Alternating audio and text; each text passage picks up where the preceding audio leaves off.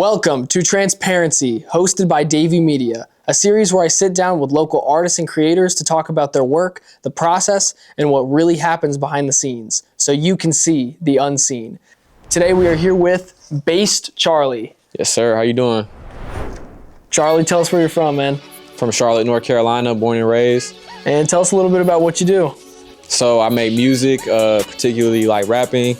Been doing it for a long time, since I was like 12, 13 years old. Yeah, make music. What artist shaped your sound the most?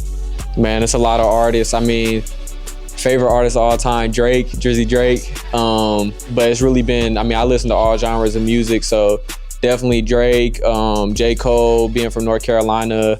I used to listen to like a lot of like Famous Dex, definitely like SoundCloud era type stuff like that. So kind of big, like just range. I listen to like the real lyrical stuff, but then also kind of like, you know, different underground type sounds.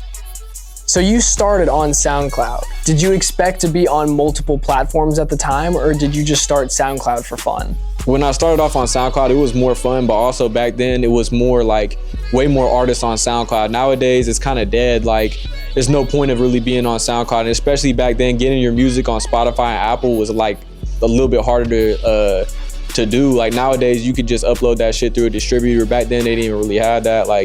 And back then I was broke. Like I didn't even have money for like a distributor, and I was just trying out music. So I had like a shitty like $10 microphone that I plug in the computer, and I was just trying to make shit. So that's kind of how it started off, just posting that shit on SoundCloud.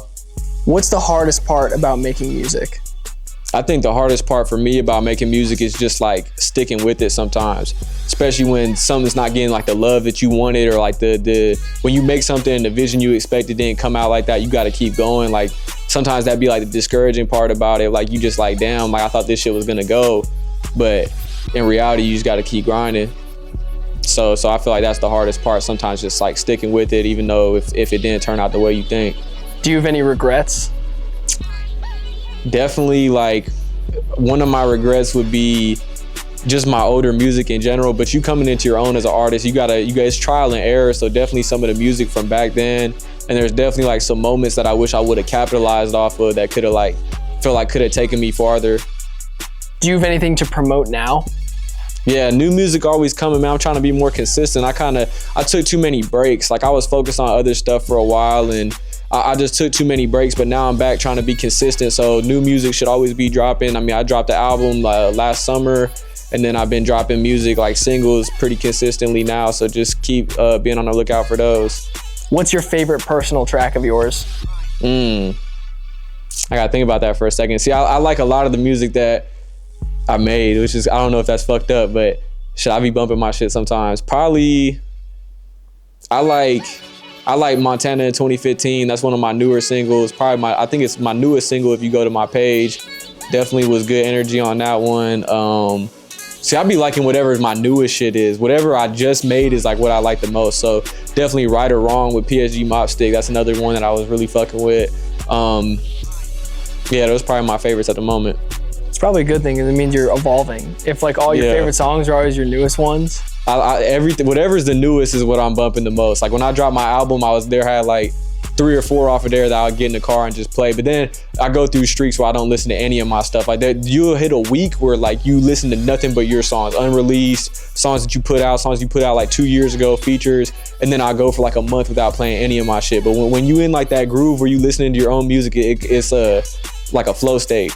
How many unreleased songs do you have versus songs that are released? Hundreds. Like I have way more unreleased songs than ever released, because a lot of songs, like the reason they unreleased, like sometimes it's some grail, but sometimes it's like I didn't even want to drop this. Like it's good, like, but it's not good enough where you feel like it could really like take off. Like, but sometimes you just gotta drop it. That's what I was just thinking about. Like I got so many unreleased songs, like somebody gotta like some of them, so I might as well put them out. But then again, everyone likes to be particular. Like you want to drop like your best stuff. So if you feel like it's not your best stuff, it's hard to like put it out and then like promote it like it's your favorite thing ever.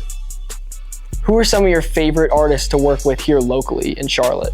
Definitely PSG Mopstick. We started it off kind of together, so we've been consistent making stuff.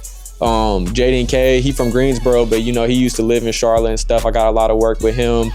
Those are the main 2 artists that I really work with. And Sosa Slim, he don't really rap anymore, but he like the best producer like that I know really. So if he send me something, I'm gonna always try to get on it. Like I got songs with him, features with him. So definitely those three, like the main three. Tell us about your freestyle that went viral on TikTok. So that was, I actually ended up uploading that like 3 years after we did it. Like PSG Mobstick actually the one that filmed it, like 2021, something like that. I just had it in my camera roll. I never really thought much about it. And then one day I was looking at it, I was like, damn, what if I posted this? Like, could this like have some motion or something like that? Cause it was kind of, I'm listening to this shit, I'm like, this shit kind of hard.